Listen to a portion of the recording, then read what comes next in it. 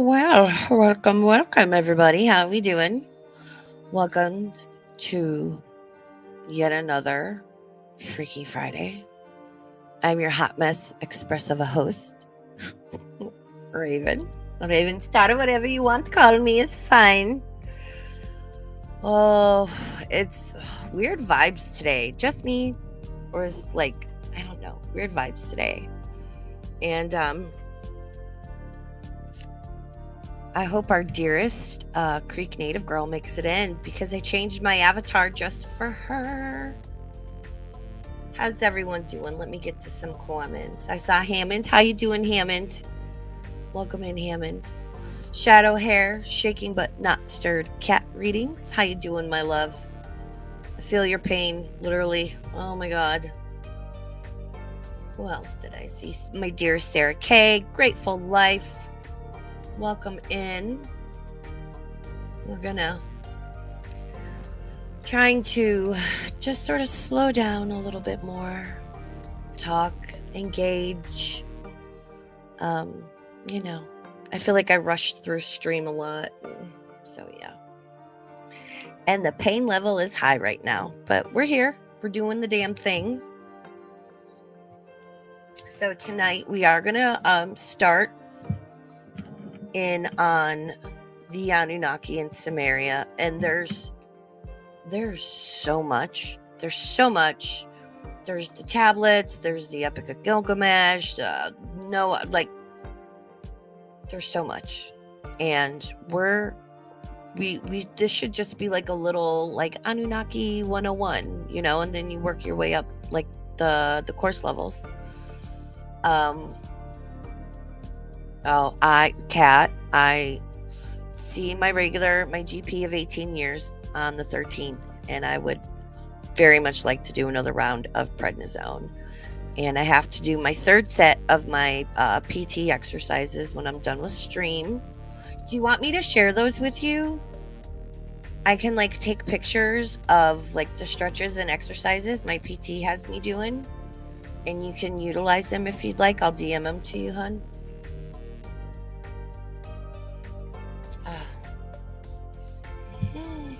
I want those stickers, Sarah. I trust you with my name and my address. I will pay you for those stickers, please. I want those stickers. Yeah, okay, cool. When I'm done with stream, I will take clear photos of them and I will send them to you. They're super easy. You can do them lying down. They're great. They really actually are helping me. Oh, Sarah, I'll be on that. So yes, the girls have been dry this week, so Sunday should be good. I'm really liking my little Sunday kind of recap streams because I can't stream every day or even a few times a week about them right now. So I'm liking my Gore World Sunday streams. I hope you guys are too, because those are fun. Quite the juxtaposition from the other content of my channel, but we're all multifaceted beings, so my channel reflects on that. And I did get my Amazon package. Hi, Ambinator, welcome in. How you doing? So tonight we're going to start in on the Anunnaki, and I'll probably I'm liking doing on the Wednesday nights, or maybe even during the afternoon, depending on how I'm feeling and what I have going on that day. Sort of like a little follow-up or bonus stream to what was talked about the previous Friday. Or I might just start doing this 2 days a week. I don't know, but I'm liking those. So tonight we're going to start in on the Anunnaki and Sumeria. There's so much. It is going to be several episodes and extras exploring into all that. And a lot of this stuff, I do have a brownie, I apologize. I remember watching years ago, before Adpocalypse and TOS changes, I can't find a lot of the things that I have previously watched on these topics, and it's very frustrating. And I have no problem paying how much ever to view a documentary, but I can't do that on here, you know? And I'm hoping, I don't know if it'll make a difference throwing like the fair use copyright thing in my description, like, hey man, with these streams, but yeah. So tonight, Wednesday, Annunaki and Sumeria, but then next Friday, we're starting a journey. I feel, Thursdays, you know, I do like a Thursday. I don't have much going on a Thursday. We could do it on a Thursday too, or just do more. Or I might just be like, I'm bored, let's stream. So next Friday, I'm very excited because we're going to start in on demons, exorcisms. I'm going to do a Wednesday bonus stream about alcohol and how it affects you spiritually. And like, you ever wonder why alcohol is referred to as spirits, you know? Wow. Jasper's barking. Good God. Yep. I feel you, Winston. He's like, I hear my brother barking. What's going on? So tonight, the Annunaki, I don't know how many of y'all have or have not heard of them. They are thought to be an alien race that came to Earth some years ago.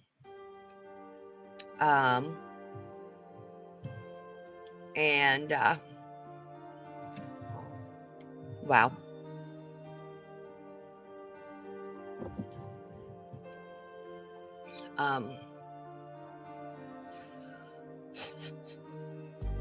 Wow. You know, the dogs are fine when I'm home with them all day.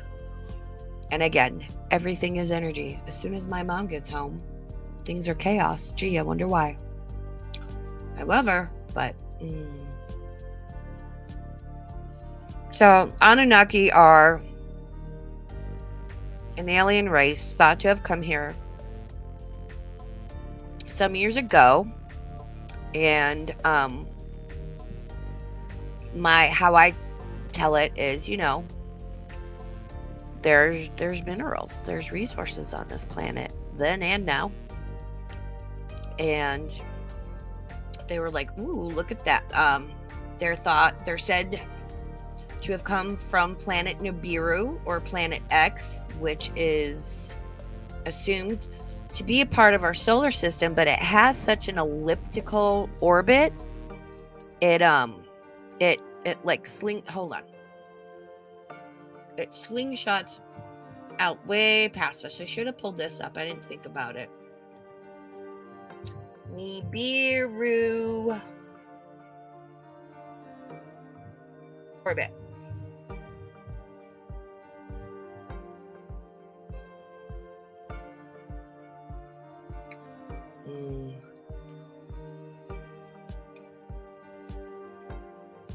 Hold on, let me get any identifying information off the screen.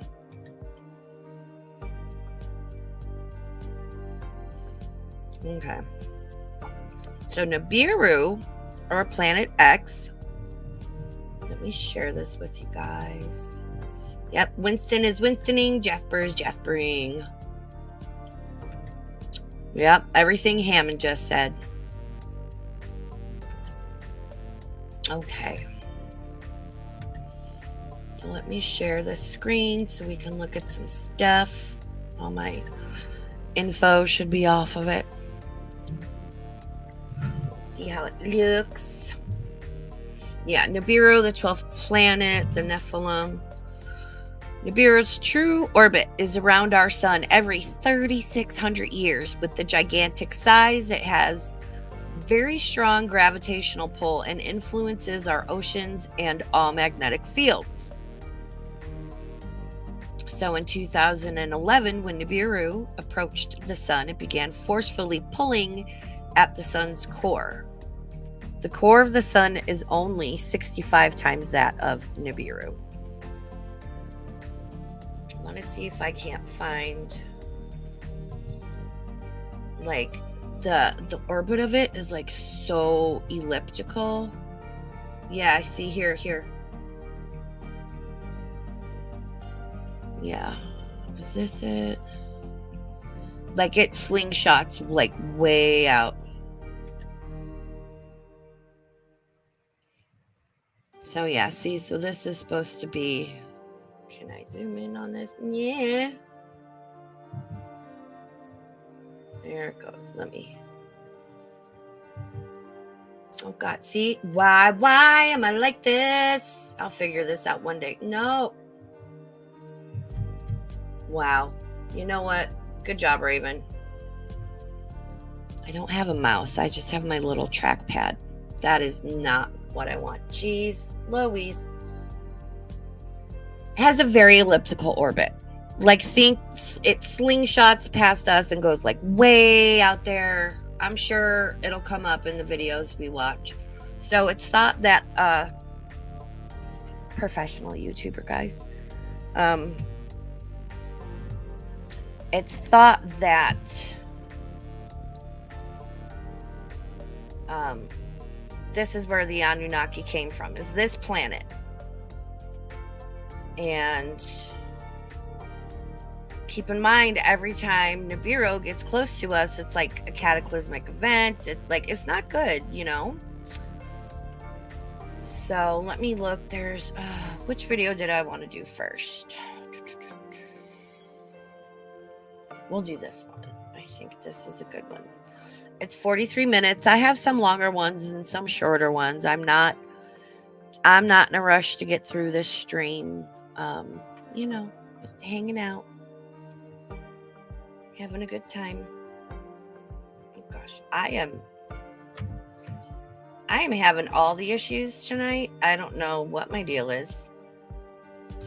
As per usual, the links to all of the videos I will or may use are in my description, as well as the fair use disclaimer.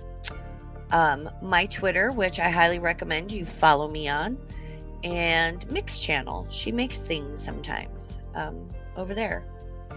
And yeah. And usually I always try to put like a fun little Easter egg, or like I always try to put like a fun little something in my description. So if you like read down to the end of it, I think this time I might have said something about like deadly potatoes or something. Because if you know, you know. So, Lord help me. So yeah, so Anunnaki came here, resources, right? They're like, ooh, look at all this shit. We need people, well, we need bodies to mine this stuff, because we surely don't want to do it. And keep in mind, the Anunnaki, and though this will be in the video, were like way bigger than us. And it'll be explained much more eloquently than I'm going to explain it here. I think the Neanderthals were running around, and they're like, ooh, look at them. And they tried, but they weren't quite intelligent enough. So they mixed that DNA with their DNA, and boom, you got humans. And if you compare that with the story of like Adam and Eve and all that stuff, like it's... And I know we talked about Jordan, Papa Maxwell, and astrotheology. I'm somewhere in the middle of all that. I think the Bible is, you know, an allegory. It's not literal. So, and that the fucking Bible's been so edited, and there's so much, you know, bias. And like I said, good on King Henry for wanting a divorce and creating the Church of England, because up until then in England, one, you couldn't read the Bible unless you spoke Latin, read Latin, and you couldn't read it. You weren't allowed to read it unless you were like a certain level in the church. So who knows what some of those dudes were telling people. Oh no, it says you've got to give me this. It says you've got to do that. Oh, wow, yeah. So I think us humans were created in a lab by aliens. If you want to break it down real simple, like, that's what I think happened. Call me crazy. Like I said, it's gonna get weird over here, and I'm gonna say some shit and a lot of different topics and capacities and factors that are gonna make you guys look at me weird. I tend to lose a couple subscribers after every Friday stream, which is fine with me. Like, you don't have to unsubscribe, you don't have to leave. Let's talk about it. If I say something you don't like, let's have a conversation, because that's what we're here to do, is to have a conversation. Oh, and I'm so excited. Look, I made a thing. There's no music to it because I figured I'd just play whatever, but look, I made this. And it's only 10 seconds long, but look, I made this. And I can loop it.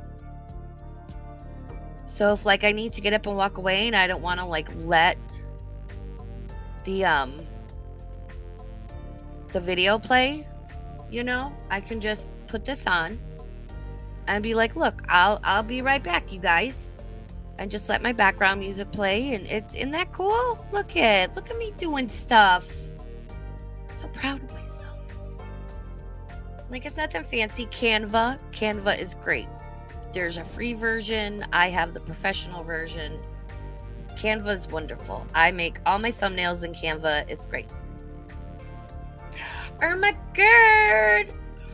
What do you mean, are you blocked? No, you know what? I'm not always looking at the chat, Ham.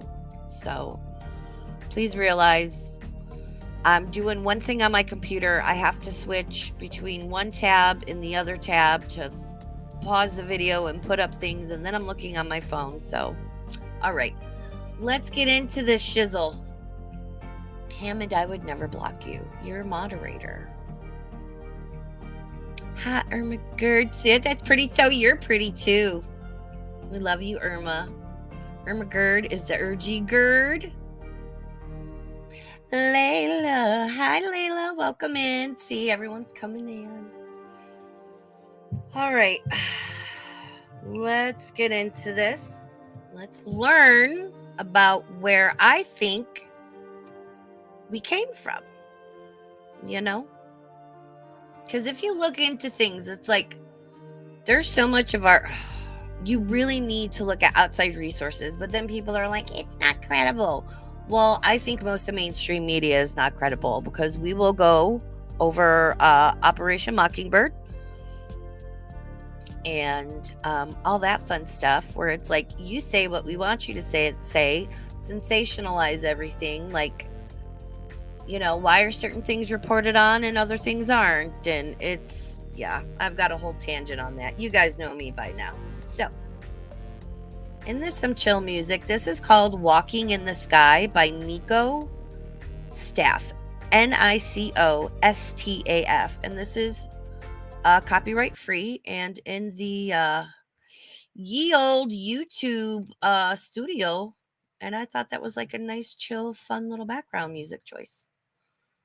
So let me share my tab. Share it. So we're going to start in with, and of course we've got to have the little context tab. This is from a channel called Extreme Mysteries. The Anunnaki, the alien gods who ruled ancient Sumeria. Let me full screen it. All right. We'll check the sound and all that fun stuff. Here we go.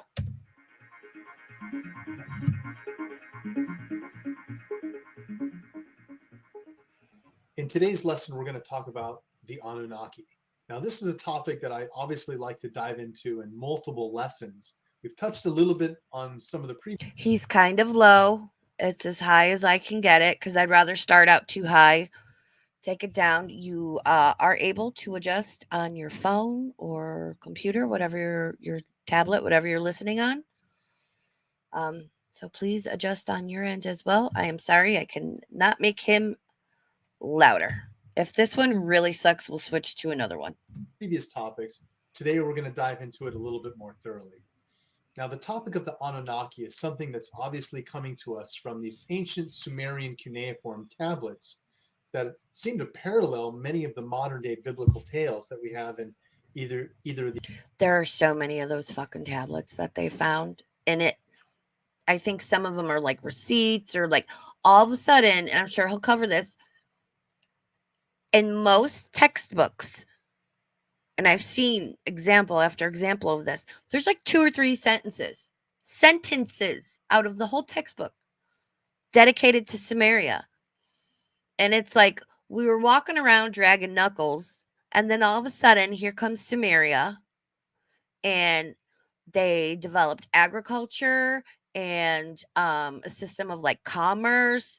And all of a sudden, we had all this like sophisticated shit that that'd be like going from a bike with training wheels to being fucking Lance Armstrong minus the doping. Um, like that's not how this works. And I think it's purposely left out. And it's like, oh yeah, Sumeria was great and they did a lot of cool stuff. Okay, next. Hebrew version or And don't you ever wonder why? Why were Egypt like why wasn't everybody mummifying? They're dead. Like I was thinking about this last night as I was falling asleep. I'm like, why wasn't that like the standard? Like this is how my brain works and what I wonder about. Like, why was it so prevalent in Egypt? But is that because of the Anunnaki and Sumeria and like the headdress things and the elongated like skulls and stuff? I think that's the Anunnaki. the English version, the New King James version. So I think it's very interesting to realize that a lot of the tales that we have in this consolidated biblical version of today can be found in these earlier Sumerian versions. And the Sumerian versions are very specific about a time when the giants were among us, or a time when we lived amongst these gods we called the Anunnaki. So many of these consolidated biblical references of angels, or again, a time when giants walked upon the earth, I think we're talking about this Sumerian epic. Now, what's really interesting, though, is that it appears that the Anunnaki visited Earth hundreds of thousands of years before these interactions with the Sumerian culture. So we'll kind of start off talking about that, the reasons why they came to Earth, and see if that doesn't shed some more light into what could be possibly coming in the future with these interactions with these Anunnaki beings. Now, we know that they came here 450,000 years ago to mine gold. As the texts explain, Hammond, the only words or anything I have blocked on my channel are I can literally look Koki DD Natter Nads. That's it. Those are the only words I don't allow in chat because that man is a horrid human being. So I don't understand why your comments wouldn't come through, especially because you are a moderator. Try again. Try again. the Anunnaki, in their own rise to a technological civilization, damaged their planet Nibiru. They damaged the atmosphere of Nibiru. Now, by taking fine particulates of gold and precious metals, the Anunnaki found that they could repair Nibiru's dwindling atmosphere by patching it with these particulates of gold. Now, even today, we use gold in our spacecraft and various things as insulating technology, even in our computers. So it makes sense that they would be utilizing gold to repair their atmosphere in this fashion. Mm. So the texts get very specific in explaining that they originally came to Africa and found large deposits where they set up mining outposts hundreds of thousands of years ago, where the Anunnaki themselves were mining the gold out of southern Africa. They quickly realized that mining the gold themselves was quite a toil and didn't enjoy doing it. So they rebelled. Several Anunnaki rebelled to Enlil and Enki, the main leaders, and said, listen, we're sick of mining the gold ourselves. Why can't we create a robot or fashion a being to do this mining for us? So they decided to take Enki and Enlil, you're going to hear their names a lot. And a lot of people, one was like supposed to be good and benevolent. the other was like, not such a cool dude, and they kind of like had a falling out and split.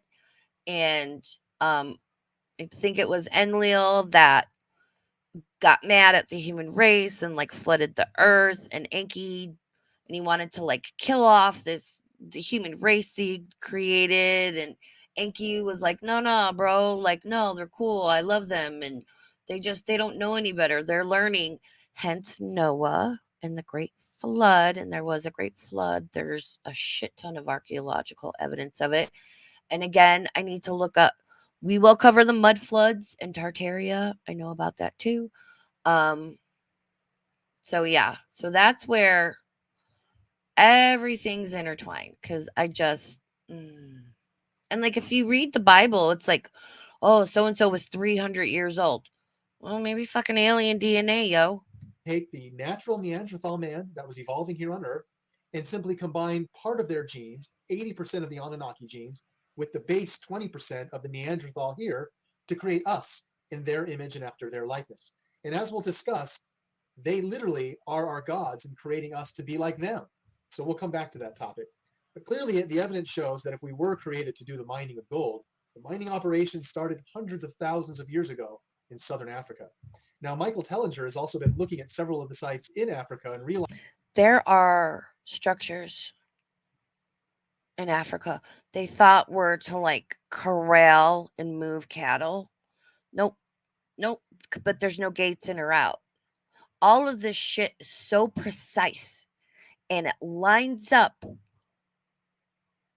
with specific points in space. I'm telling you, I'm telling you. realizing these might be connected to or speaking about some of these ancient mines that we know were found in southern Africa. So there is kind of a large gap in time from the recorded timeframes geologically that we see mining taking place in southern Africa, as well as mitochondrial DNA evidence that we've now put forth to say mankind that looks like us shows up in southern I know, Africa just stay with me, 300,000 Hammond. years ago. Just There hang was a in there. Time magazine article called The Mitochondrial Eve, where using mitochondrial DNA, which is only inherently passed down through females, we can see that the mutation. Yep, I was just going to say, if you don't know what mitochondrial DNA is, it's very important, especially in this day and age of forensics and all that stuff. Mitochondrial DNA is only passed down through the female, the woman, the mother. That looks like us first We'll give this another couple minutes, and if we don't like it, we'll try another one. Okay, Ham? shows up in southern Africa 300,000 years ago. So very close to the Sumerian information that the Anunnaki originally came here, were mining these gold, these various places in southern Africa, and then created us in their image and after their likeness to do the mining for them. It seems very interesting that even to this day, when we look at gold or we hold gold, it's so precious to us and we get a sensation from seeing it. So from the time that the Anunnaki got here, 450, 300,000 years ago, up until the Sumerian time, which is just 6,000 years ago, there is a large gap that we're still trying to uncover.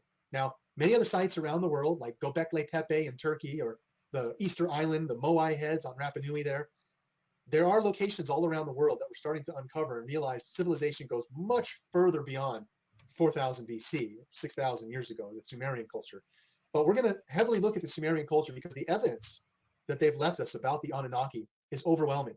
No other culture outside of the Hindus and their talks of the Mahabharata and various gods and flying around in Vimana, the Anunnaki are really well documented from the Sumerian civilization and give us a wealth of information into the insights of these beings. Now, we see all over ancient Sumerian times, again, this is roughly today, Iran, Iraq, many of these Middle Eastern countries have this type of a wall relief inscribed in places where it's not even very easy to reach. Iran, Iraq. This was on the side of a cliff, Not I. very difficult to even reach to film. But you can see a very eloquent scene. There's even Sumerian cuneiform hieroglyphs and text, inscribed here. But this classic scene of what appears to be a being on a winged disc coming down. Hi, This is depicted all Illyria. over the Middle Eastern countries, where it seems to have originally started in Sumer. This influence of these beings, the Anunnaki, always being depicted coming down in this winged disc and interacting with the people below them. So we have to understand that the Sumerian culture is literally the oldest civilization that we currently have on record. Now, as I've stated, we are finding remnants of older cultures going back 13,000 BC, maybe even as well as 50,000 BC, but not a complete civilization like we found in ancient Sumer. And again, what's really interesting about this is the wealth of information that we have, their daily routines and things that they went through, but also sacred information, thousands of tablets, where they claim to have interacted with these beings, the Anunnaki. A high priest would sit with a scribe in front of an Anunnaki, and the high priest would take and hear sacred information told by the Anunnaki to the high priest, and the scribe would be furiously writing this all down. So we have all of this information preserved, still in stone, of what the Sumerians learned from the Anunnaki. Now, the famous author, Zecharia Sitchin, was really one of the first to come under controversial, to basically start a controversy, if you will, over these lost texts, these ancient Sumerian tablets. And really, even today, Zecharia Sitchin still gets a lot of skepticism. But you have to understand there's two ways to argue this ancient astronaut theory. There's the visual information. We have artifacts and pyramids and this sort of thing. But then there's also the linguistic information, the actual written word. Visual references, written word. Two separate tracks that one can look at to understand what's happened in the past. Now, the written word is a little bit more controversial than the artifacts and visualizations. We can all see what a pyramid looks like a pyramid, or something that looks like a winged disc appears to be representing flight. But the text, this is where there's always been a divergence, where people who try to speak against Zecharia Sitchin or speak against Eric von Daniken. Zecharia Sitchin and people around him. He's the one that like translated all of the cuneiforms. And I know, just hang in there, Ham. Not everybody gets it right. I know it's frustrating. I know. But Sitchin himself even admitted that he was forced to edit and limit, change, withhold, that kind of stuff. Allegedly, supposedly. My little burb brain conspiracy. What information he put out. So we'll never fully know the truth about Sitchin and everything, because, as always, information is withheld, for whatever reason by whatever group of people. Well, Eric von Daniken's always been the visual guy, showing all the visualizations of monuments and artifacts around the world. Zecharia Sitchin has always been the linguistic guy, the guy that understands the actual translations. I guarantee you, many It's of the people okay, out there Ham. that claim to refute Zecharia Sitchin. Hammond, my dear, my love, please have a smoke. It's okay. It's all right. As long as we're getting the basic gist in this one, I will go more into detail. I'm down if you want. Pull some stuff, find some videos, whatever. We can talk. And if you want to hop up here when we cover this again and school all of us and this douchebag in this video, you're more than welcome, because I, for one, would love to hear what you have to say. Zecharia Sitchin spent 50 years, 50 years looking into these topics. Raised in Palestine and being able to speak and translate Hebrew directly, he had a much more intimate knowledge of these Semitic languages, these Middle Eastern languages. He was able to actually translate cuneiform script. There's only about 400 people in the world today that can accurately translate cuneiform script directly. I guarantee you, most of those authors out there today talking against Zecharia Sitchin do not translate cuneiform script. Now, having said that, that's just the linguistic information, the words. And if you want to squabble over the meaning of the term Anunnaki or Nibiru, or properly interpret the Enuma Elish, some of these sacred Sumerian texts, then you need to understand the words, the linguistic side. Zecharia Sitchin was a complete scholar. I have yet to find anyone other than Emiel Maloan and various other Sumerologists that, again, looked at the linguistic translations. And that can be a debate on its own. But then again, there's this other side, the visual references. And that's where we're going to focus in today's lesson of the Anunnaki, the visual references. This cannot be discounted. It's only open for interpretation. And the beauty of this visual information is we see this ubiquitous. All around the world, there's the same references, beings coming down from the skies depicted with wings. Not just the Anunnaki, Hindu gods, Mesoamerican. There's a video. I want to try and find a video where it compares like all around the world, civilizations, I think I've talked about this before, people that never had any contact with each other all have, carvings and whatnots of the same thing. And the beings coming down from heaven, aka space, all look the same. And they all look to have like everybody, they look like they've got like their little Louis Vuitton Gucci bag with them, but it's thought to be like a breathing apparatus. And I remember the first time seeing in like some sort of Egyptian hieroglyphic deal. And I think there's a shit ton we're not being told about that. Um, it looked like laptops and shit. And I'm like, wait a minute. Like, I know you think ancient aliens, the guy with the hair and whatever, but yeah, we are, we're a science experiment. gods, as well as South Africa, and even, of course, as we're looking into today, the Middle East. So please understand that when you hear people claiming Zachariah Sitchin is wrong or It's he's been okay, refuted, Ham. no, he hasn't. Maybe one person disagrees with his linguistic translation, but if you ask anybody who has a problem with Zachariah Sitchin, say, do you believe in the Hammond, I want you to grab a pen and a piece of paper, and I want you to take notes so that when you come up here on stream with me in a couple of weeks, you can correct everything this guy is getting wrong. And we'll find some videos and whatnot. Cause like I know I'm not as nearly as well versed on this as you are, my dear. ancient astronaut theory in general? Dabs in the chat for Ham. We love our ham and beans. He's amazing. I bet they'll tell you no. So keep that in mind when looking at this topic of ancient astronaut evidence. There are the visual references shared across the world from all cultures. Then there's the linguistic information, which requires more of an academic framework to actually play on that battlefield. Now, as I mentioned, we're going to be looking at the visual references. So when we realize that the Sumerian, for those of you with a small screen, the text in the middle says, the first culture we have record of, the Sumerians, have left us thousands of clay tablets and cylinder seals depicting their daily lives and special events. culture, which existed in this fertile strip of land, Mesopotamia, Babylon, between the Tigris and Euphrates Valley, all of the pictorial evidence that we have of these beings are very consistent. And just like the Egyptian culture, I think that we get more information from hieroglyphic and pictograms than we do from the written word. Most people have to understand that, for instance, Egyptian hieroglyphics are like acronyms. When you see one syllable of a hieroglyph from Egypt, think of it as an acronym like FYI or CIA or NSA. When you instantly see FYI, and I will always correct and catch myself pronouncing Iran and Iraq correctly because um, my wonderful Muslim friends taught me the correct pronunciation, and I thank them for that. for your I love you guys. information, You know who you that it's are. conveying several words by one small syllable, an acronym. That's exactly what many of these pictograms display from ancient Sumer as well as ancient Egypt. The visualizations, a picture is worth 1,000 words. This could never be more true. So understand that when we start to look at this information, that it doesn't directly translate to our A, B, C, D, E, F, G. Many of these things are represented in a symbol that represent an acronym of today: CIA, Central Intelligence Agency, narrowed down to 3 words. So that's exactly what we see in a lot of these artifacts.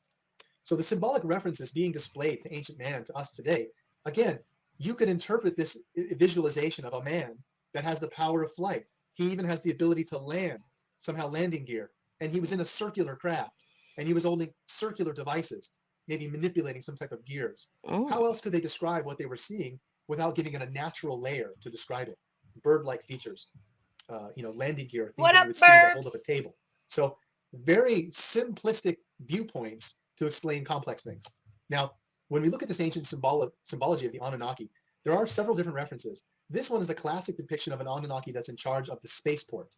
Now, you can see they only have one set of wings. There's the purse. There's the purse. It looks like he's got a watch on. Look at that. Kind of a bird-like feature. And this one happens to be holding the fruit of life and the water of life. And symbolically, they have on these wristwatch-looking gear. It could just be a band, but it does look very wristwatch-like. Now, what's interesting to note is there are various types of Anunnaki depicted, some with 2 wings, some with 4, some with human faces, some with bird faces. but I think they're trying to convey to us the power of flight. This depiction, again, being a commander of a spaceport, that's very specific. Now, if we look at the literal interpretation of this information, beings like this were said to have been seen at places like Baalbek in Lebanon. One of the ancient Sumerian kings, King Gilgamesh, talks about in one of the Are you with me, Hammond? ancient texts, talks about how he came to this place where the gods descend and ascend from the heaven. And this is where you would see the symbol of this type of an Anunnaki. Here at this one location, Baalbek in Lebanon, we see these large trilithiton stones stacked to make a platform, which we'll see in a minute. And these are perfect locations to have exactly described what we hear in these stories of a commander of a spaceport piloting these craft that make large flames and smoke and thunderous sounds as they come down. He did, Hammond. He did say King Gilgamesh. He sure did. Or go into the heavens. So this exactly describes what we would call today. I feel like I should turn this off and put on another video because our dearest Hammond Beans is going to have a freaking aneurysm. Oh my God, honey, are you okay? Rocket launch. So a lot of these things where they're the commander of a spaceport actually are very much in alignment with them trying to visualize these people have the power of flight. Now, when we look at our own symbology of when we land, Ham, I think those are more in-depth things. And maybe he's just trying to do like, and again, I'm trying to do that. We're just trying to do like surface level basic before we start getting into the deeper layers and the more intense and complex things, just sort of because most people don't know. Keep in mind, Ham, most people have no idea. They've never heard of the Anunnaki and their connection to Sumeria. And, the fact of like, hey, they came here to mine gold and, saw whatever running around and created us in a lab. That's a lot for a lot of people. So yeah, we're just, we're starting in slow. The man on the moon the first time, again, using an eagle, we're doing it symbolically to say that we have the power of flight, right? Now, it's just like the Anunnaki's description of showing them with wings. It's only to say that they had the power of flight. This is exactly what we conveyed when we first landed the man on the moon. And this famous phrase that was used. Right shadow. Pull forward, drift into the right a little. 30 seconds forward. We copy you down, Eagle. The Eagle has landed. The eagle has landed. Now, we have to understand, let's go ahead and move on to the next slide here. That what about there the are raven? References in ancient times to the power of flight, just like symbolically we were showing that we have the power. Hammond, we love you. You take a breather. Here, I feel bad, you guys. I feel like I should put something else on. Flight. It's very possible that we can take a literal interpretation and look at all of this ancient evidence and realize. What do you guys think we should do? Let me know. Stories to create. Should I find? I have another one I can put on here. Let's try that one. Ham, we're gonna try that one. I feel like Ham is getting stressed out.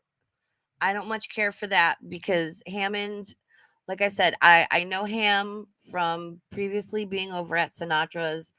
I know he's a good dude. I know he's a very smart, intelligent. He has always been nothing but kind and respectful to me, and I appreciate him so much. I'm so happy. Like, you're over here in my sad little stream. Like, it means so much to me. Okay, we're gonna breathe. We're gonna take a breather. Here, I feel like, here, hold on. Give me a minute, Ham. Give me a minute. Give me a second. Give me a second, Ham. Yeah, here we go. We're going to do just a little, just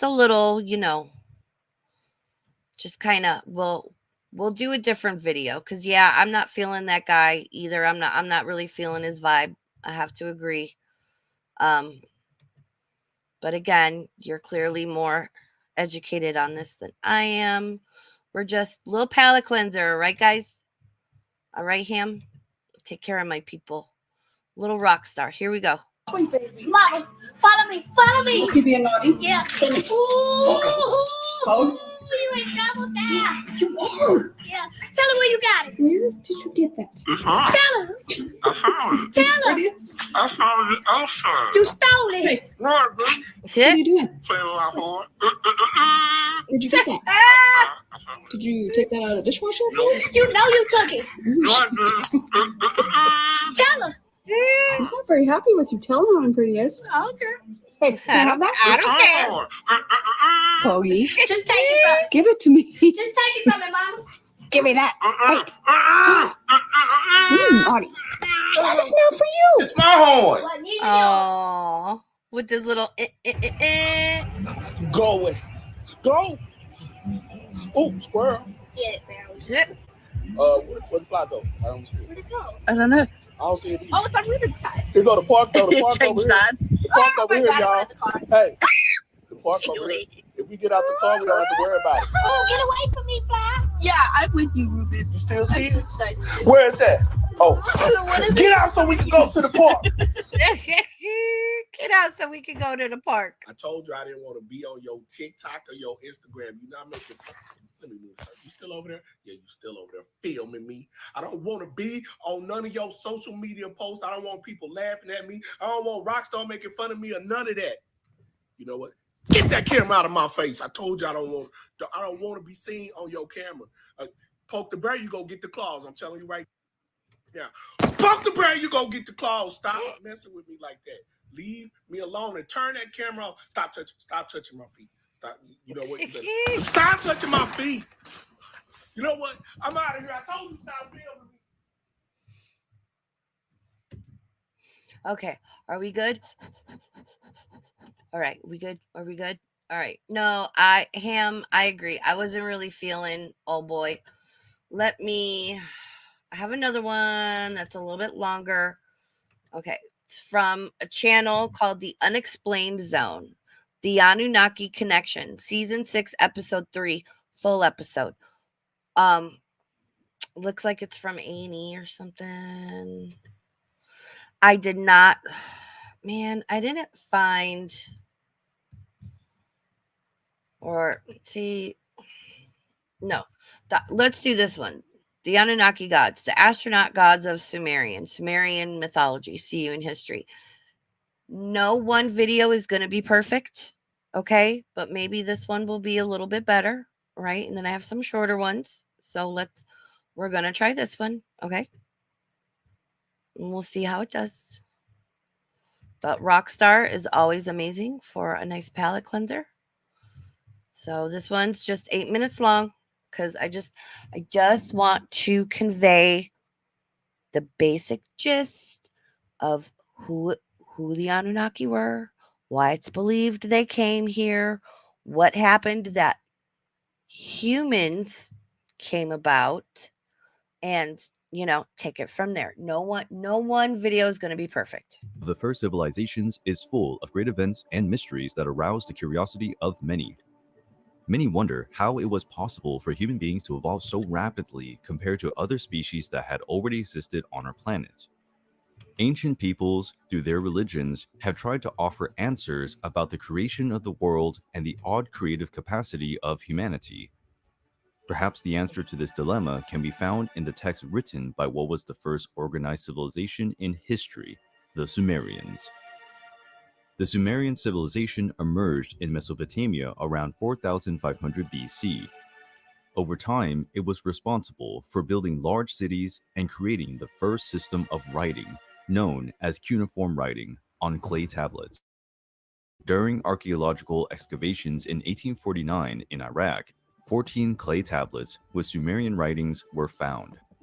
The translation of the text revealed one of the most fantastic stories of all time, the story of the Anunnaki gods. According to the Sumerian manuscripts, there is a planet at the ends of the solar system called Nibiru. Every 3,600 years, it enters an orbit close to the planet Earth. Nibiru was the home planet of the Anunnaki, who were experiencing difficulties because the climate and atmosphere of the planet were changing rapidly, making it difficult to produce food and therefore to survive.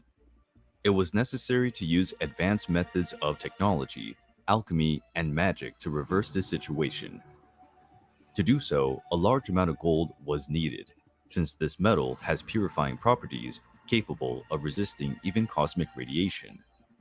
However, gold was a rare resource in Nibiru, and without other alternatives, the Anunnaki used their advanced technology and sent ships into space in search of the precious golden metal. After a long and tiring search, they arrived on planet Earth about 445,000 years ago, where they were the first astronauts to cross space and colonize another planet. And who's to say this didn't happen? That's always my question. Who's to say whether it was, during this time period or Roswell or anywhere in between, before, after, blah, blah, blah.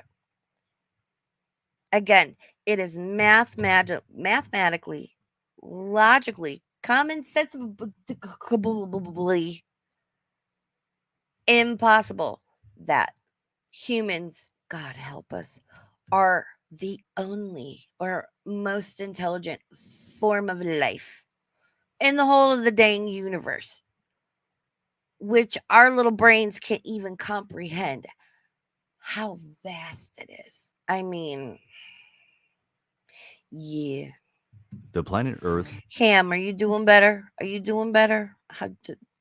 Dabs in the chat for Ham. was inhabited only by wild animals such as mammoths, saber-toothed tigers, and some apes. If you guys are nice and throw hot dogs in the chat, I'll do my Jennifer Coolidge impression. You guys forgot about that, didn't you, slackers? Anunnaki settled in Mesopotamia and built a wonderful city called Eridu. In this city, there Cat. was a splendorous garden full of fruit trees and animals. The garden created by the Anunnaki was named Eden, and the first favorite place of the astronaut gods. Shortly after, gold extraction began in underground mines. To do the heavy tasks, they brought with them slaves from another alien race, the Igigi.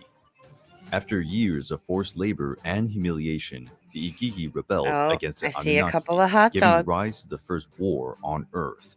Because keep in mind, the Anunnaki were some tall sons of bitches. They were supposed to be like 9 or 11 feet tall or some. Wow. The Igigi were defeated and Makes me want a hot dog real bad. decimated. The Anunnaki needed new workers. The solution was to create a new race of intelligent beings, able to work, but more harmless than the Igigi. The Anunnaki combined their genes with the ancestors of human beings, creating a hybrid and submissive race at their command. This genetic fusion did not go very well at first. Why was my first reaction to blurt out that this is certain people in Gore World who I'm not going to name?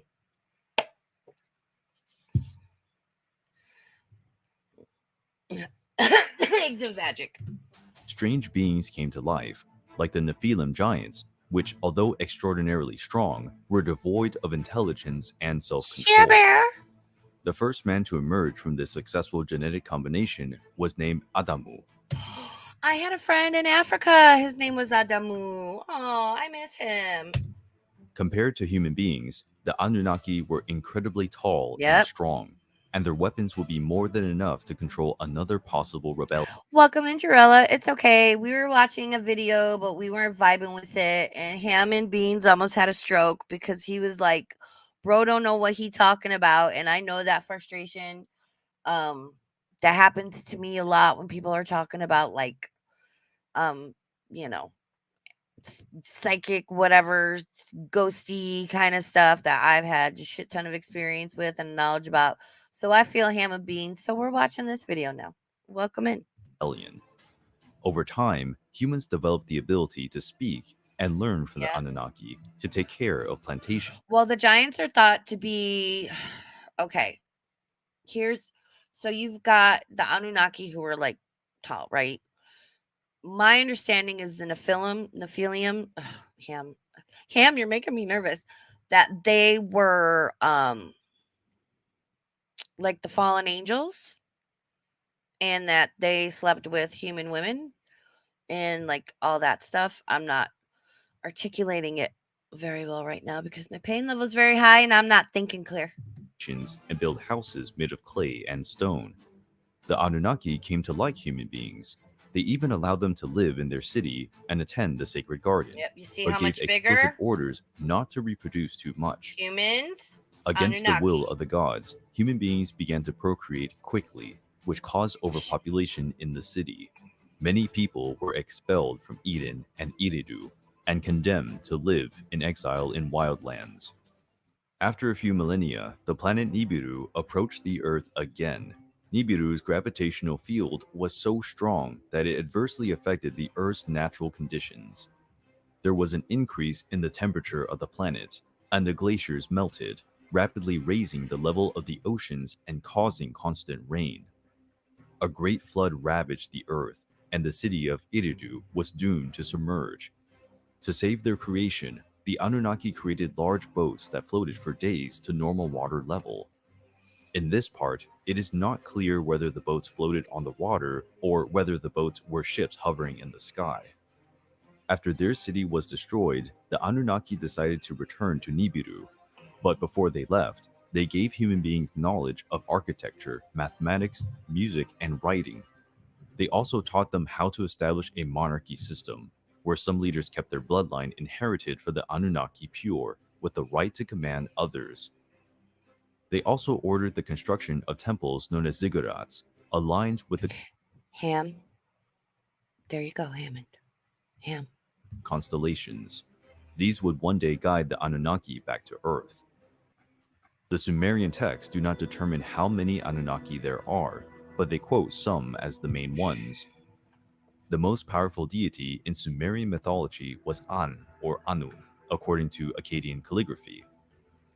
Anu was the personification of heaven and possessed infinite wisdom. He was the oldest and most venerable of the gods, with sanctuaries in almost all Sumerian cities. The goddess Ki represented the earth and Anu's wife.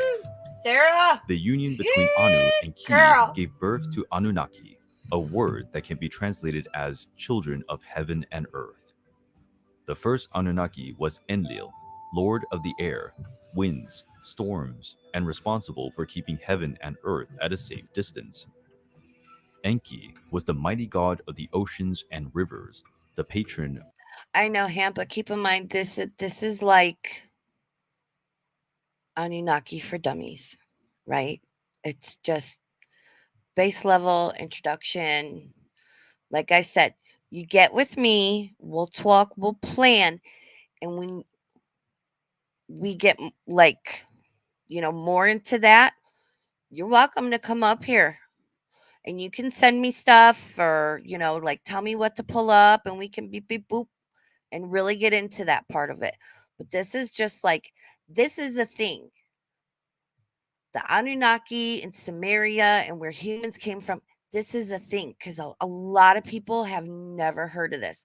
So just please keep in mind, sweetie, this is just like base level, basic, like, hi, this is a thing. Of the city of Eridu. Later, his cult reached other Hey, peoples such as Blondie. the Canaanites, Hittites, and Horites. The moon also had a ruler, Nana, worshipped as a god of wisdom and curiosity, responsible for teaching scientific and astronomical concepts to human beings.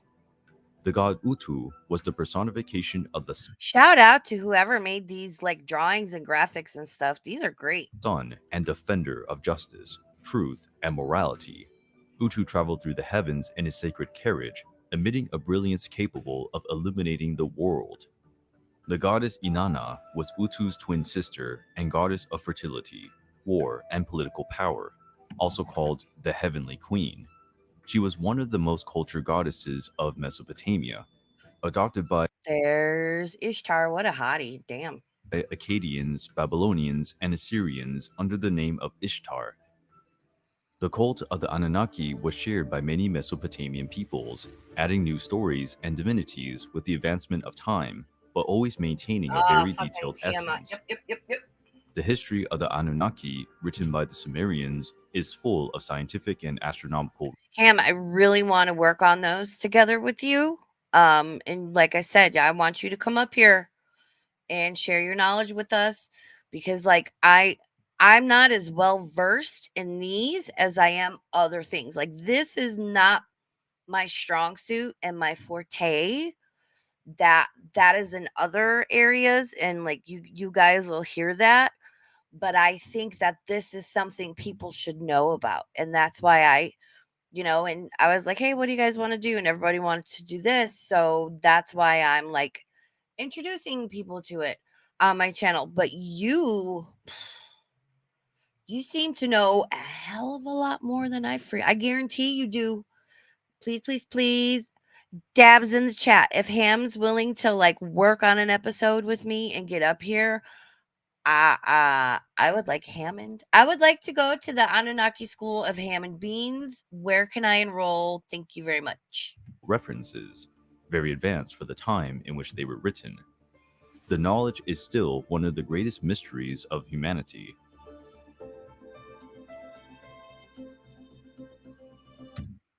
All right. So I'm going to stop sharing for a minute. We're going to recollect. We're going to welcome Jarella, Share Bear, Blondie in. How's everyone doing?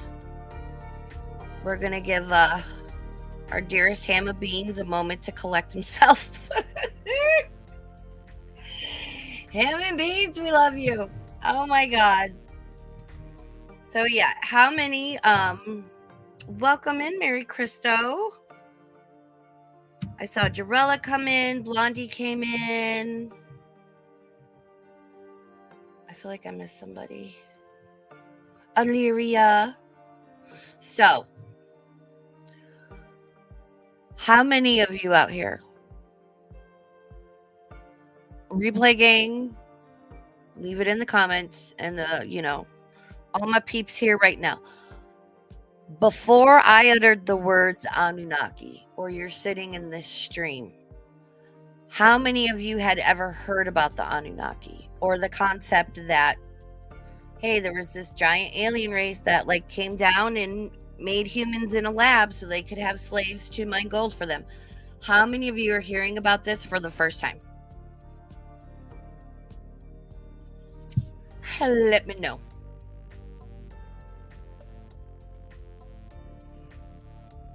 Yep. Yeah, I'm sure we've heard things here and there associated with it, but like just the core theory of it, I guarantee for most of you it's the first time. And like I said, there is so much to this.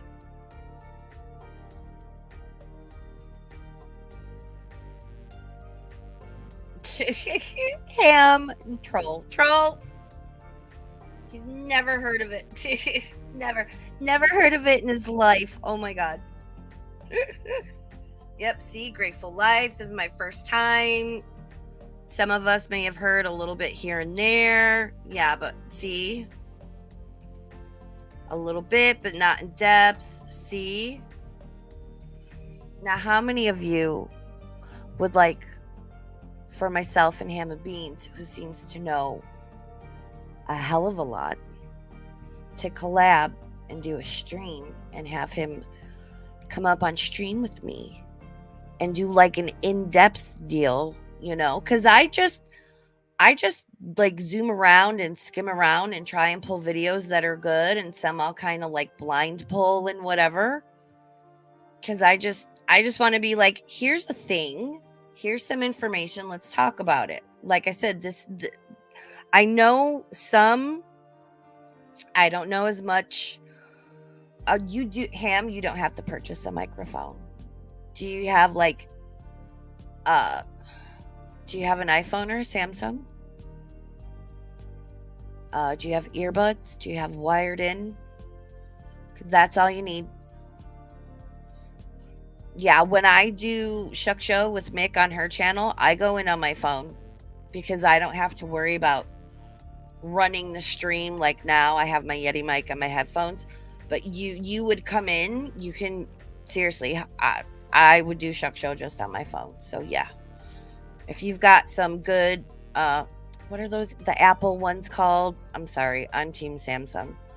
Or use like wired in earbuds. Yeah, and we can take our time, really put something together. So I want to see what else I have. Right quick. So I've got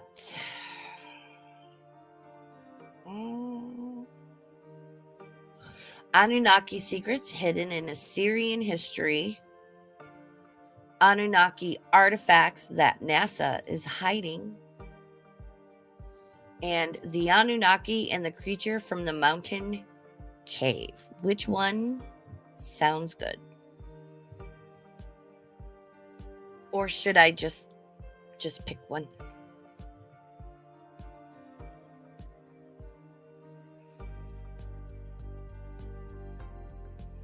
Maybe we'll do this one. That sounds kind of fun. We'll do Anunnaki artifacts that NASA's hiding, because NASA,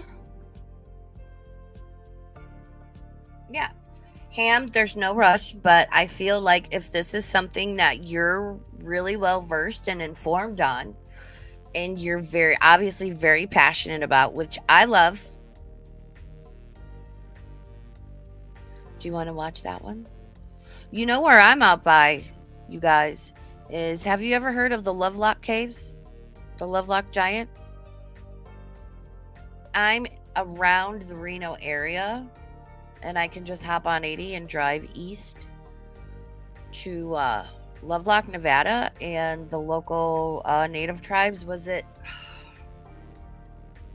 I can never remember if it was the Paiute, the Shoshone, the Washeshu,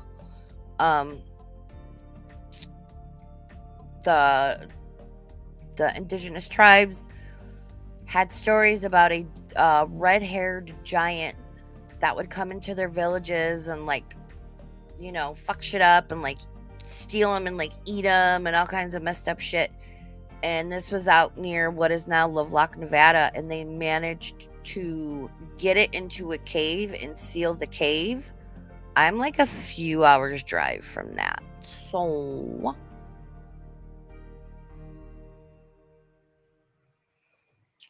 well, if you want to talk about this or whatnot, you think about it and you let me know. You know where to get a hold of me. Oh, cryptozoology, Jarella, yeah. Which I feel like so many things are connected. Like, I feel like could connect. I want to talk about the missing 411 and what I think that is. There's a reason I don't go in the fucking forest. There are places and things on this planet that are there but unseen, and you know, yeah, Nevada's great. I live in northern Nevada. I would recommend northern Nevada, not southern Nevada, but you know, Illyria, you DM me, I'll give you all the pros and cons of it. All right, so let's watch another one. Ham, you let me know. I would like to hear and do a stream with you more in depth about the Anunnaki, because they're like the videos that are out there they're not as good as they used to be, man. So I'm gonna turn the music off and let's share the screen again.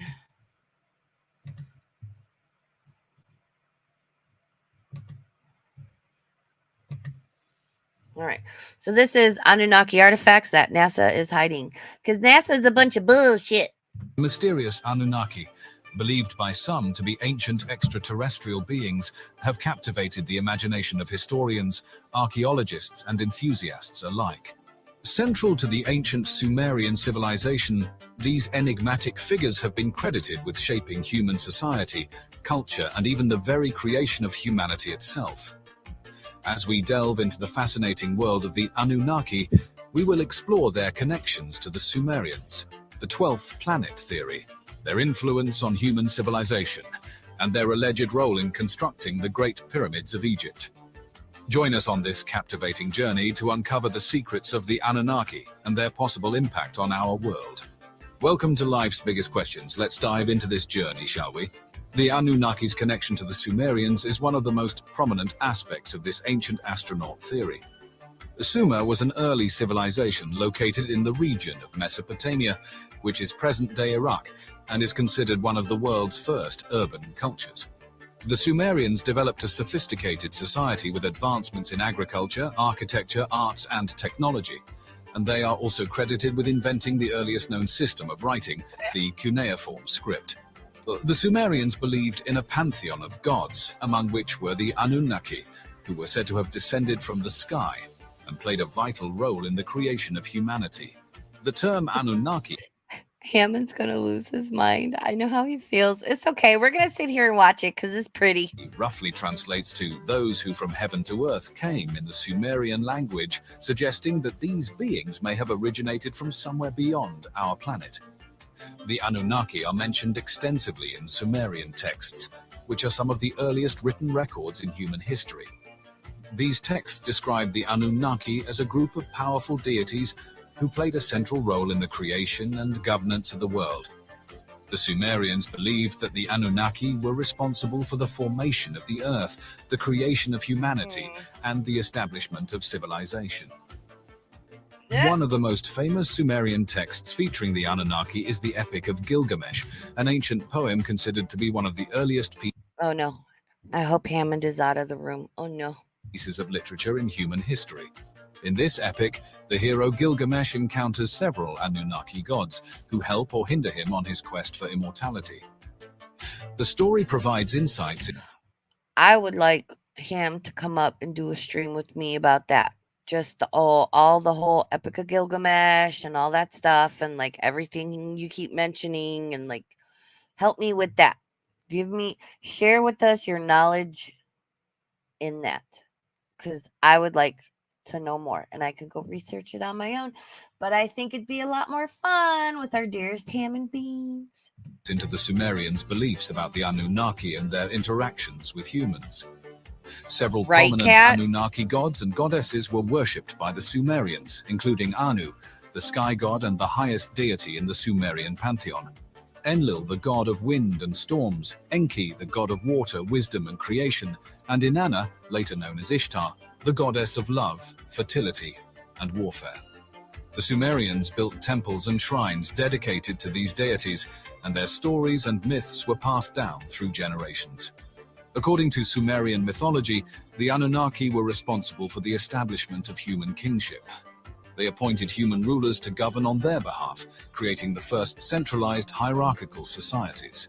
This concept of divine kingship was a key aspect of Sumerian culture, with the ruling monarchs claiming direct descent from the gods. The Sumerians believed that the Anunnaki were directly involved in the creation of humanity.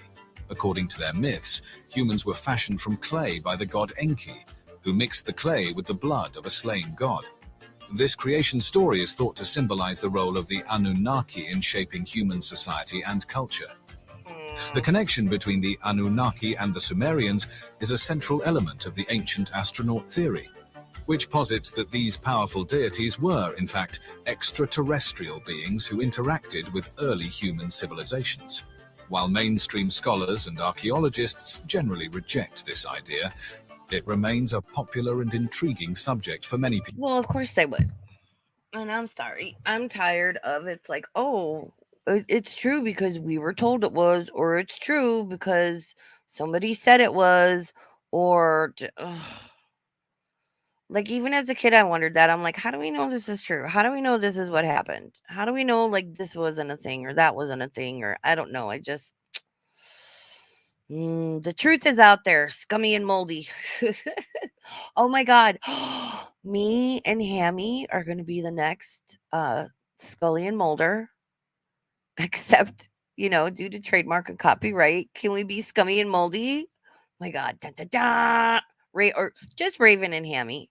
Raven and Hammy. The truth is out there. Shun dun dun. I'm down for it, Hammy. What you say? People interested in ancient history and the possibility of extraterrestrial life. One of the most prominent figures in the study of the Anunnaki is the late Zechariah Sitchin, a Russian-born author and researcher who devoted his life to the study of ancient Sumerian texts. Sitchin's work, particularly his groundbreaking book, The 12th Planet, published in 1976, brought the story of the Anunnaki to a wider audience and popularized the idea that these ancient gods were, in fact, extraterrestrial beings. The 12th planet theory, also known as the Nibiru or Planet X theory, is a controversial hypothesis proposed by the author Zecharia Sitchin in his book series, The Earth Chronicles. Sitchin, who was an expert in ancient Sumerian and Akkadian languages, claimed to have discovered evidence that an undiscovered planet in our solar system, referred to as Nibiru. But see, Hammy, okay, hold on. Oh, Winston's got adenoids or something, guys. They're making little. Okay, Hammy says, Raven and Hammy, the truth is out there. We're gonna start our own X-Files. So Hammond says, this video is claiming the Anunnaki created humans. This is BS. The Sumerians had a total belief system to the gods that had nothing to do with aliens. See, I thought that's what they did, though. I thought, like I said, the cavemen were running around, dragging knuckles and whatever, plucked them, mixed them with their DNA, and essentially created the human race, which became the Sumerians and all that stuff, because they were like, yeah, you need to go mine our shit and whatnot. And then, like, that's how that whole thing started. This is why you need to come up here sometime. Hammy. Raven and Hammy. The truth is out there. Raven and Hammy. The Freaky Friday File. I love you, Hammy. Exists and has a significant connection to Earth's history and the Anunnaki. According to Sitchin, the ancient Sumerian texts describe the Anunnaki as a race of extraterrestrial beings who originate from Nibiru, a planet that is said to orbit the Sun every 3,600 years. This unique and elongated orbit, which takes the planet far beyond the known planets in our solar system, allegedly causes Nibiru to periodically come into close proximity to Earth, resulting in significant gravitational effects and cataclysmic events on our planet. Sitchin's theories suggest that the Anunnaki first arrived on Earth approximately 450,000 years ago, seeking gold to repair their planet's atmosphere. They are said to have genetically engineered early humans to serve as a labor force for their gold mining operations, which some believe took place in ancient Sumer, modern-day Iraq. According to the 12th planet theory, the Anunnaki were responsible for the rise of human civilization and the creation of various ancient structures, such as the pyramids and ziggurats.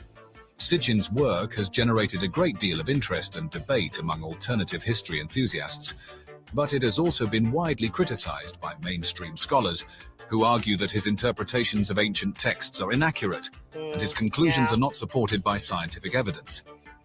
In particular, astronomers have not found any evidence of a large undiscovered planet in our solar system with the orbital character. I don't know, Hammy. Oh, thanks for stopping in, Share Bear. Have a good night. I mean, I don't know. It's who knows? There's all kinds of planets and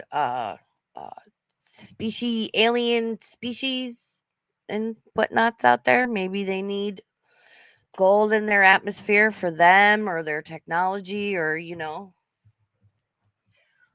who knows what. I'd rather have gold in my atmosphere than whatever they're spraying in the fucking chemtrails, which, Characteristics described by Sitchin. In recent years, the 12th planet theory has been further sensationalized by various doomsday predictions and conspiracy theories that claim Nibiru will eventually collide with or pass dangerously close to Earth, causing widespread. I think if anything, Nibiru is going to pass super close to Earth, because if it's been on an orbit and whatnot and it's supposed to collide like it would have already, so that kind of doesn't make sense to me, you know what I mean?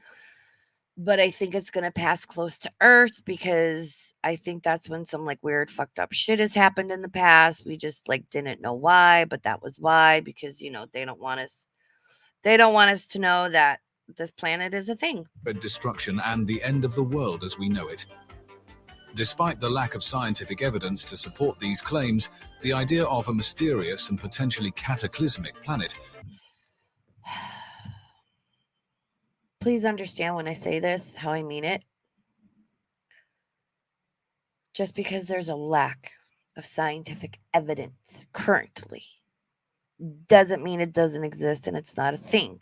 Just like when there's supposedly scientific evidence for some things, Pokeball, doesn't mean the science we're being told is true. Sometimes following the science isn't always a good thing. Continues to capture the imagination of many people and fuel ongoing speculation about the existence of Nibiru and its possible influence on Okay, human Sarah, history. I love you all. Proponents of the ancient astronaut theory argue that the Anunnaki's advanced knowledge and technology had a significant impact on the development of human civilization.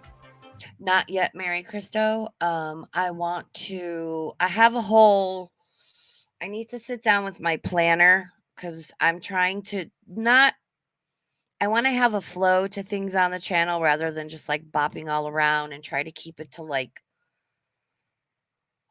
groupings. Like, okay, Friday we're going to do this, and then Wednesday I'm going to do, a Freaky Friday extra episode that relates. The following Friday is going to be a topic that's in relation. So I want to have a flow and kind of group things together. And that could be difficult with how my brain works. And everything is so interconnected. And some topics are so multifaceted and multi-layered. But I'm doing the best I can to organize it. And two, I don't want things to get like too heavy or like off-putting to people, because I am trying to grow my channel and attract more people to my channel, whether it's, Gore World stuff, which check me out on Sundays. I do a weekly recap. It's great. Or, this kind of stuff, or, both. But trying to make sure I have some sort of flow and organization. And the Antarctic labs for me fit in with where I want to go, as far as like the Nazis looking for artifacts, and some of those artifacts and different topics with that, and just Antarctica itself and all those things. So yeah, it's definitely on the list. Again, my Twitter is always in the description of all my live streams. Please follow me on there. Do not hesitate to tweet at me. My DMs are always open. If your Twitter handle is different, just let me know, like, hey, it's so and so from YouTube. Or, I always post in my community tab what's coming up for Freaky Friday. I try to do it, 7 p.m. Pacific Standard Time every Friday night. I'm going to start adding in the Wednesday streams most weeks. And you can always comment after the live stream repost, and that as well helps with YouTube things such as algorithms and whatnots, which if you could please hit the thumbs up for me at some point, that'd be great.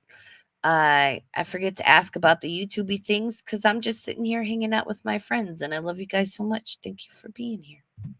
They believe that the Anunnaki shared their expertise in various fields, such as agriculture, engineering, and astronomy with the Sumerians, who then passed this knowledge on to subsequent civilizations. Furthermore, it is believed that the Anunnaki may have played a part in the construction of some of the most iconic ancient structures, such as the pyramids of Egypt and the ziggurats of Mesopotamia. Proponents of this theory argue that the precision... You guys, I might have a crush on Ham and Beans after he just made that comment. I threw up. Damn it, Hammy. Precision and complexity of these structures would have been impossible to achieve without advanced knowledge and technology, potentially provided by the Anunnaki. One of the most intriguing theories surrounding the Anunnaki is their potential connection to the pyramids, particularly the Great Pyramid of Giza in Egypt. Ancient astronaut theorists proposed that the pyramids were not built solely by human hands, but were constructed with the help or guidance of extraterrestrial beings, such as the Anunnaki. They argue that the level of precision... Raven and Hammy, the truth is out there. The Freaky Friday Files. And advanced engineering techniques used in the construction of the pyramids would have been impossible for the ancient Egyptians to achieve on their own. According to these theorists, the Anunnaki may have shared their advanced knowledge and technology with the ancient Egyptians, enabling them to construct. I think they did. Because isn't that one of the great mysteries is how were the pyramids built? How back in ancient times where I think, and I was guilty of this, especially when I was younger, because I didn't know any better, is you think ancient times, you think, well, they were stupid because look, they didn't have all this technology and they weren't as smart as we are now.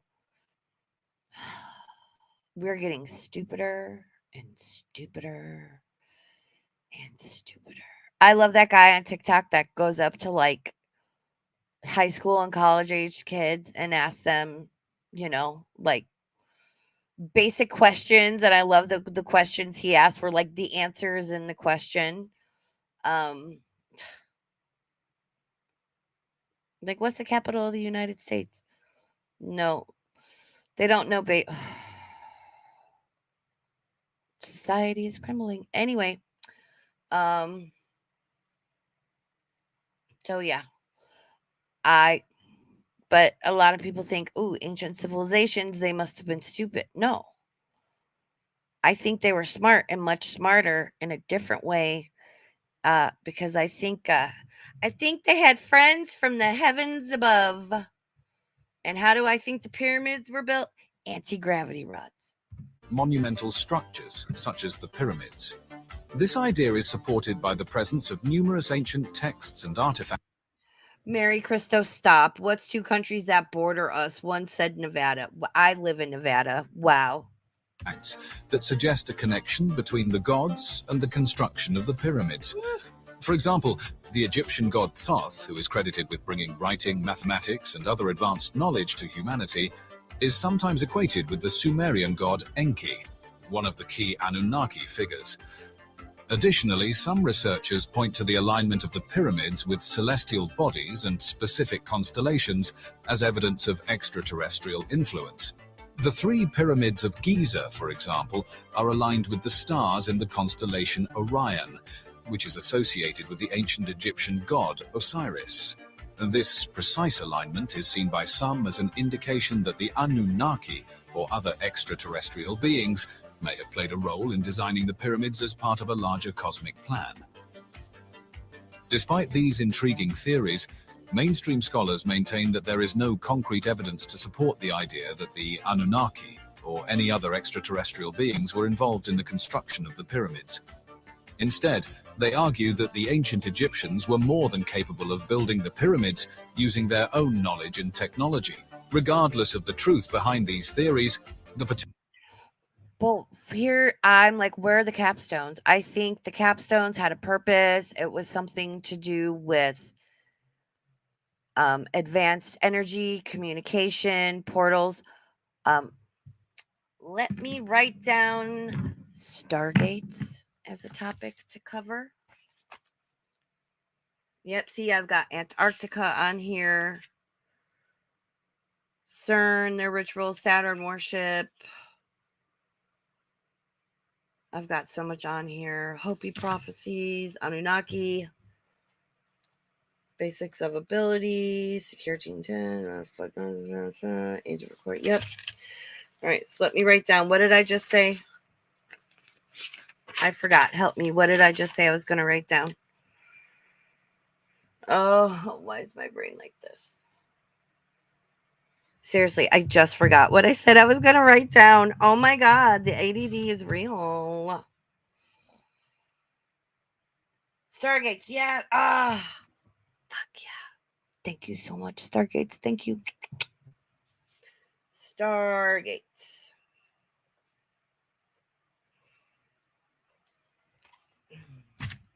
Keep in mind, we're going to get into like messed up stuff too, like all the P files and the elites and stuff like the White House boys and all the weird Hollywood stuff. And oof. Potential connection between the Anunnaki. I will put warnings for stuff like that. I'm not going to call it a fucking trigger warning.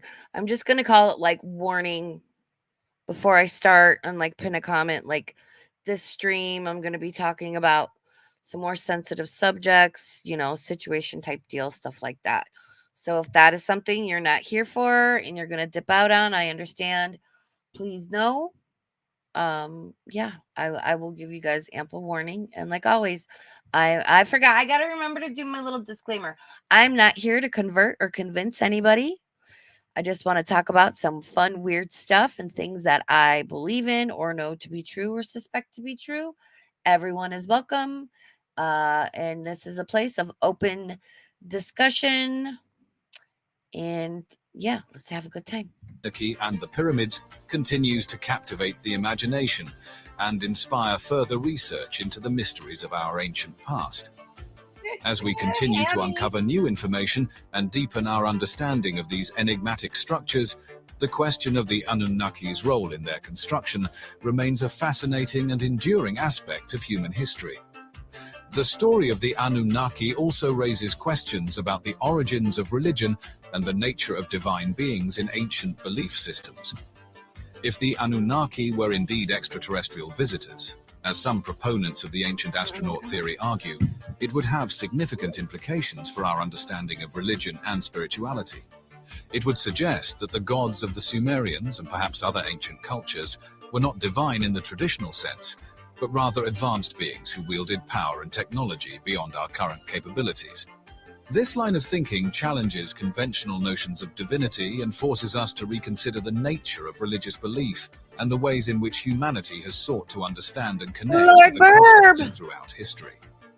While the theories surrounding the Anunnaki and their extraterrestrial origins are undoubtedly fascinating, many scholars and skeptics argue that there is little concrete evidence to support these claims. Critics point out that Sitchin's interpretations of ancient Sumerian texts are often speculative and not supported by mainstream academic consensus.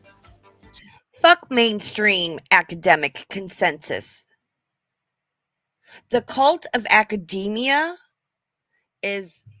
may have at one time been a reputable, respectful, resourceful group of people. Academia, college academia, has become such a fucking joke. A woke joke, no less. And I'm sorry.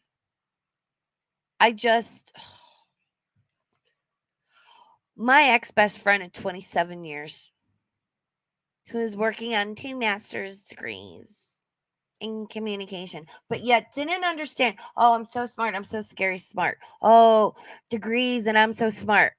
But couldn't understand why a wildfire 300 miles away from me would affect the air quality of where I live. Keep in mind, she lived in Chicago, where I was from, and I'm like, the jet stream is a pivotal part of the weather forecast in Chicago. Because whether it's above Chicago, so then we're going to get warm, moist air from the south, or it dips below Chicago, so we're going to get cold, dry, high pressure from the north. Jet stream, very pivotal to Chicago weather. Lived there her whole life. Didn't understand. Was like, well, the wildfire is like 300 miles away. You shouldn't have any smoke. You're far away. And I'm like, jet stream, wind, airflow. But yet she's so scary smart. The amount of shit she didn't know. I digress. My point is, fuck academia. I don't care if you had your 2 master's degree. Oh, it didn't occur to you you could work in this field with your experience from this and then what you went to school for. You could work for these companies that combine the two. Somebody else literally had to tell you. Wow. Fuck academia.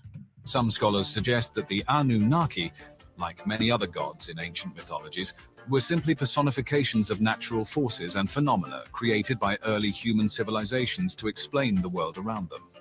In this view, the Anunnaki were not extraterrestrial beings, but rather symbolic representations of the Sumerians' understanding of the... Yep, 27 years, and I walked away from that friendship because I got tired of being treated like shit. Got tired of being treated less than. I couldn't... I'll talk about it when the video's over. Goddamn. Cosmos and their place in it.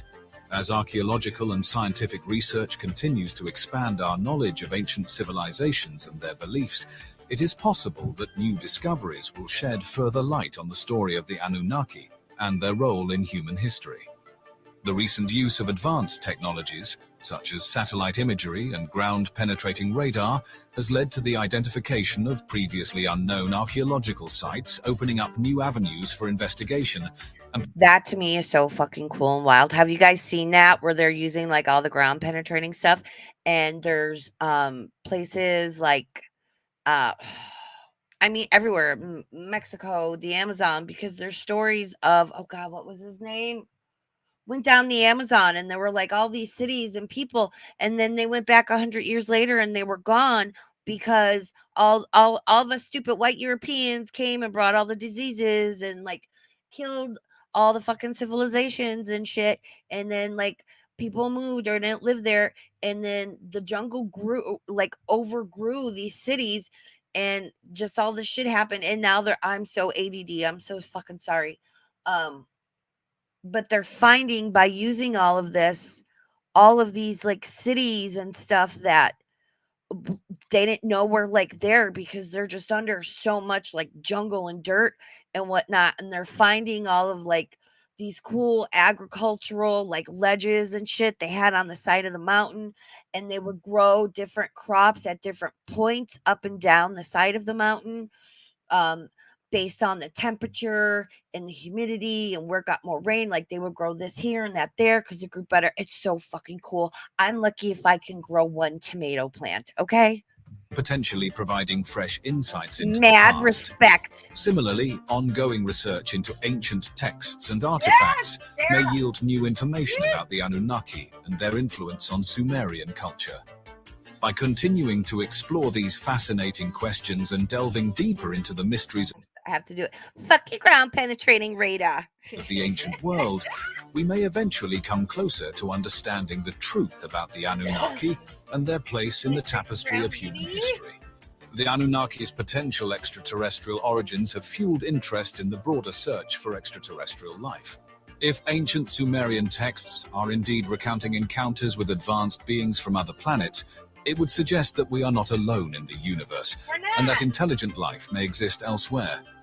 This possibility has I can tell you very little intelligent life fucking remains on this planet. God damn. driven the scientific search for extraterrestrial life, with projects such as the Search for Extraterrestrial Intelligence, SETI, and the study of exoplanets, planets that orbit stars outside our solar system, in hopes of discovering evidence of other civilizations. While we have yet to find definitive proof of extraterrestrial life, the ongoing search for such evidence is a testament to the enduring appeal of the Anunnaki and the broader concept of ancient astronaut theory. The quest to understand the mysteries. Why is it ancient astronaut theory?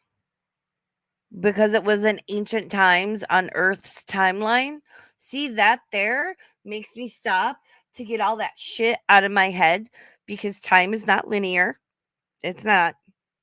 And I know even for me, that's a difficult concept to, wrap my little human / bird brain around. But like, how about not ancient astronauts? How about just other intelligent beings out there in the vastness of space? Of the cosmos and the potential existence of other advanced beings continues to inspire scientific research, artistic expression, and philosophical inquiry.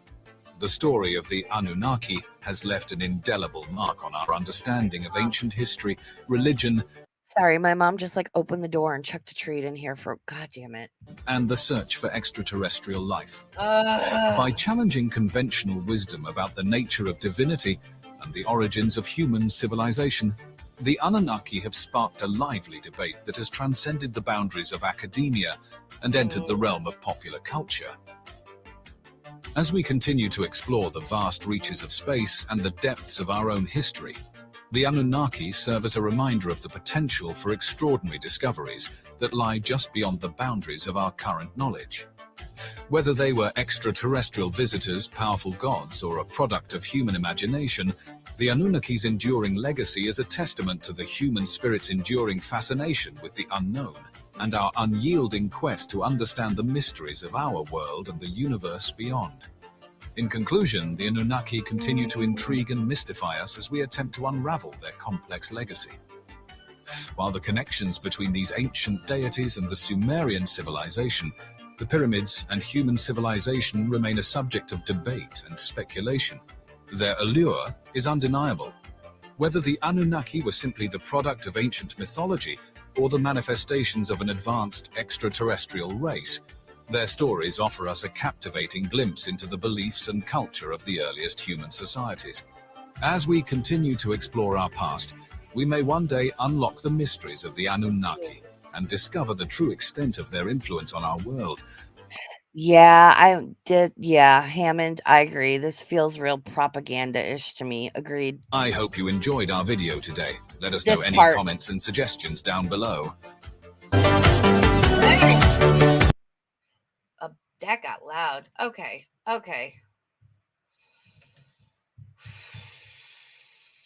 How's everybody doing? Where we at? What are we thinking? How are we feeling? Thoughts, comments? So, like, how do you feel about, maybe we all, came from, maybe, like, we were essentially all created in a lab, like, a long-ass time ago by some aliens and whatnot. Because then there's evolution, which I don't know. That never felt right to me. And there's always been the missing link, and no, sadly, it was not Brendan Fraser, even though we wanted it to be him, especially in the late 90s, because I love Encino Man. That's one of my favorite movies. It's so good. But yeah, or, there's the story of Adam and Eve, and which is actually kind of close to what, the supposedly the Anunnaki did, mixing us up in a lab and whatnot. But I believe that, because to me that's logical. Ham, you're the only one that calls me Star, and I love that. Oh, we will definitely have a talk. Yeah. Listen, I'm sure there's things you know more way about than me. And you guys all know who I am. I'm going to totally respect that and just be like, all right, yeah, please share, because trust me, I'm not going to be afraid to be like, no, I absolutely know more about this, or I've had this experience, or I've studied that, or whatever. I might not be as smart as I was back in the day. The old bird brain still works a little bit here and there, because pain takes a lot out of you. Oh, Encino Man, that was such a great movie. So what are we thinking? How are we feeling? And I encourage you guys, go, look this stuff up on your own, and there's so many offshoots of this we can go into, but we'll revisit this again once Hammond and I get together, because I'm not sure what direction to take it in, and I feel like I should refer to our dearest Hammond Beans, and yeah, hopefully he'll be able to get up here. If not, I'm gonna have him school me and help me, and be like, okay, what should I do next? Because I would want somebody to do that if it was a topic. I was like, listen, I know some shit about this.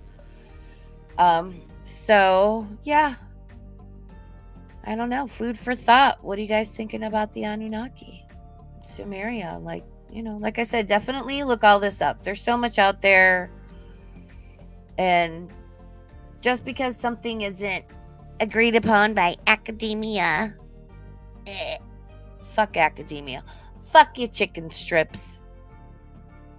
Fuck academia. Ugh. Do you guys, here's my thought on academia, and call it extreme, I don't care. Do you guys know where the phrase, like, blowing smoke up your ass comes from? Do you know where that phrase comes from? It's because back in the day, and I mean back in the day, it was believed that taking the smoke from certain, of course, medicinal, quote unquote, plants and blowing it up somebody's ass could cure and fix them.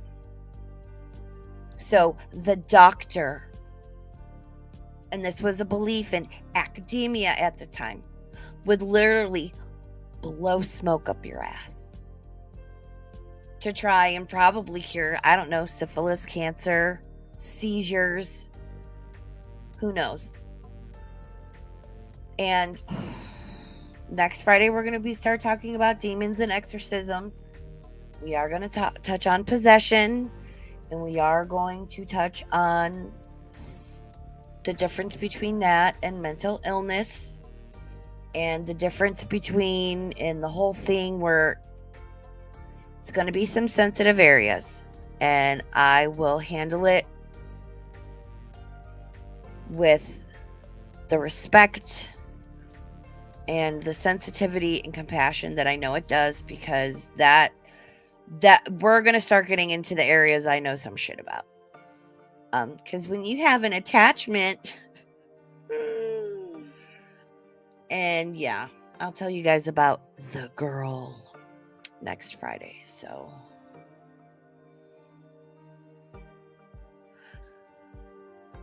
Lord Baroque, have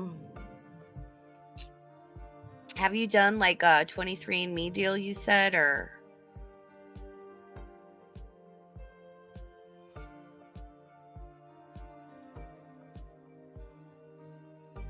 I want to do that, but I also don't trust that shit. Like, it's kind of suspicious they get in everybody's DNA, but yeah, you know.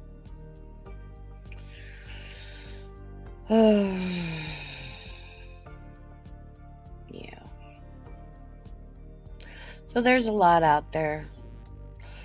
This one, yeah, don't do it. See, I want to do a 23andMe because my dad was adopted, and like I want to know, but I also am like, you don't need my DNA, because I think they're looking for specific DNA for various reasons I'll go into another time. But yeah. Yeah. So yeah, Anunnaki. Aliens came, made humans. Sumeria popped up. Shit ensued. There you go. That's my synopsis.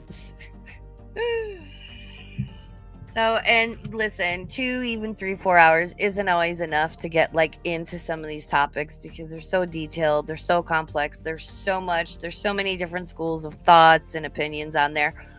But you know, it's a little something to pique your curiosity, maybe introduce you guys to a topic you weren't aware of. And that, you know, again, feel free to research on your own. Follow me on the Twitters. I love the Twitters. I was very excited that ham and beans. I've been in biotech for 12 years. Don't do 23andMe. Hammy, can you DM me and tell me why I shouldn't? Because I have a theory, and I want to see I'm right, and I have a feeling you know. So yeah, you guys have a good night. Please go out, research on your own the Anunnaki. I will be back here on my channel Sunday for the Gore World Weekly recap, talking about deadly potatoes, K-cup holders. I'll get stuff together for that, probably like, you know, afternoon on Sunday, whatever. Wednesday, I don't know.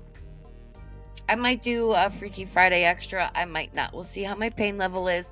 But definitely next week, we're starting on demons and exorcisms. And I need to spend the week finding more stuff and whatever. And I want to try and get into finding more like just shit on the internet rather than just pulling YouTube videos and stuff. I'm doing learning some basic editing. It's confusing and it's difficult to sit because of my injury right now. But I thank you guys for bearing with me and hanging out in my suckage. But you know what? It's my suckage and I love it. And it's me and it's you guys. And I love you guys. And thank you so much for being here. My pain level's through the roof. I gotta go. I will see you guys definitely on Sunday. And I'll let you know then if I'm going to stream on Wednesday and definitely next Friday. Okay, thanks so much for being here. Tell all your friends, like, comment, subscribe, all the fun stuff. Okay, bye.